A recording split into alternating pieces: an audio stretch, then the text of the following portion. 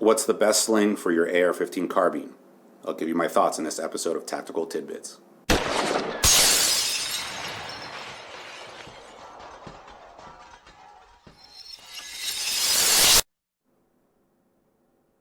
Hi friends, welcome to another episode of Tactical Tidbits.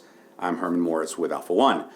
So in another video, I talked about my must-have improvements or upgrades to any AR-15 carbine. I did not talk about slings in that video because for me, having a sling is just an absolute must. It shouldn't even be considered an upgrade, and there's really no controversy there about a sling. Just like people that know anything know that for a handgun, you should have a good quality holster for it. Same with a rifle. Any rifle should have a good quality sling. So what kind of sling should you get for an AR-15 pattern rifle?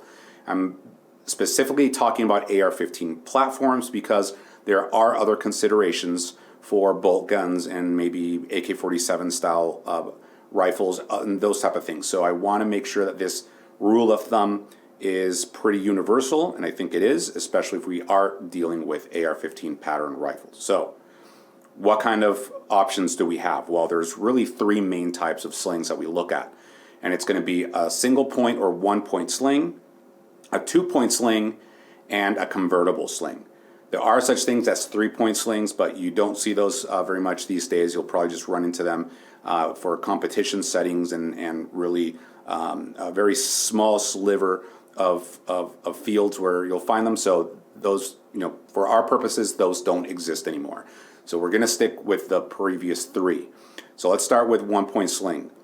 1 point slings, and what are their benefits? A 1 point sling is very easy to use. You only have that 1 point of contact, which means that you're very free to run all your manipulations, to shoot, to do shoulder transitions, do your reloads and clearing malfunctions, everything you need to do. It makes it very, very easy because you don't have a lot getting in your way as you're manipulating the rifle. So that's really where they shine. The problem with 1 point slings comes into play when you have to do anything other than those things. And guess what? In the real world, we do have to do a lot of other things than just shoot and do manipulations and stuff, right? At some point, we have to go hands off the rifle and hands on something or someone else. And so what happens is once we let go of that rifle is just swinging away and getting in the way of everything, sometimes even slamming back into you as you're trying to help someone or climb over something or get your hands on your threat for whatever reason. It's just really, really unwieldy, really, really uncomfortable, and that's when people start realizing that 1 point slings aren't the way to go. Now, for many years, I would only see or mostly see 1 point slings in class, and that's been changing as people have started becoming, wising up to the fact that, hey, there's more than just standing in front of your target and just shooting and doing drills. That's really limited to the flat square range, whereas the 360-degree world is a little bit more complicated. So people have been transitioning more towards 2 point slings. And the benefit of the 2 point slings is precisely that they overcome those limitations that I outlined with 1 point slings. When it comes time to come off the rifle, then we can tighten that strap and we can have that rifle really tight against our chest. We can go hands on. We got both hands on something else. We can climb up something. We can protect someone. We can, whatever it is that we needed to do, we can do it while remaining close to our rifle and having that retention and that control over the rifle. If I had to sling it around my back, I could also do that. And again, anytime I need to go back up to get to a shooting position, then I can always just bring it back, loosen up that second strap, and get back to business. Okay. So then, what are the disadvantages then? Well, since we do have that second point of contact, and many times it's very far forward, and even if it's right around the middle of the rifle, we have that extra strap, that extra part of the sling to contend with. When we're shooting, it's not as much of an issue, but when we're doing other types of manipulations, shoulder transitions, reloads, clearing malfunctions, whatever they may be, we have that extra strap in our way very often, and so it's just something else to contend with. Now, anything can be overcome with training and practice. So is that a deal breaker? No, it should not be.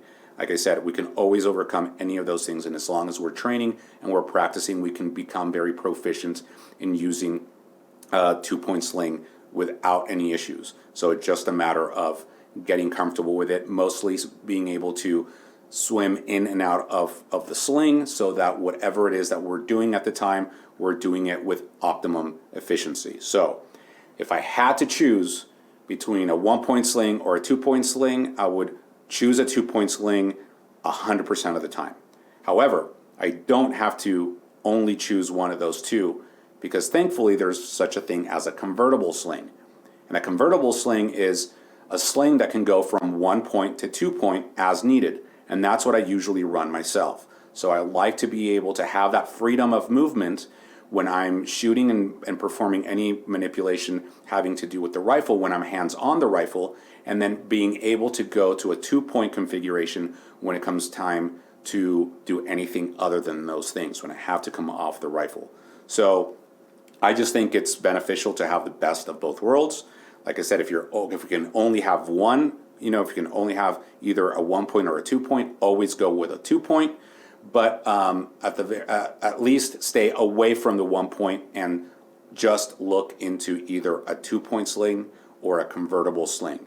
And once you start training, you're going to see the reasons why. It's going to make it very, very clear, and that's why a lot of people have been moving away from single points. You still see a lot of them out there, and hopefully that will be something that we'll just look back and think that it was a silly time in our history when everybody had a 1-point sling, because the reality is that there's more than just what we do in a square flat range.